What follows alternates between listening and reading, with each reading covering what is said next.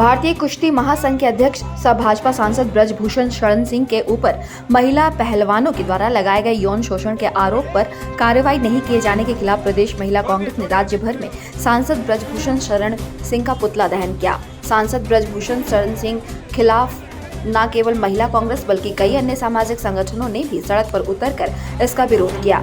जमशेदपुर में एक तरफ महिला कांग्रेस ने सांची गोलचक्कर में इसके विरोध स्वरूप सांसद का पुतला दहन किया, वहीं अन्य महिला संगठनों ने भी सांची गोलचक्कर पर ही विरोध प्रदर्शन किया।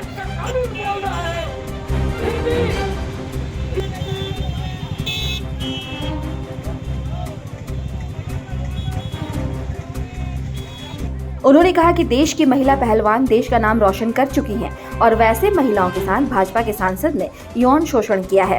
केंद्र सरकार और भाजपा चुप्पी साधी हुई है, जो नारियों की सुरक्षा पर सवाल खड़ा करता है। उन्होंने सांसद ब्रजभूषण शरण सिंह पर कड़ी कानूनी कार्रवाई की मांग की है।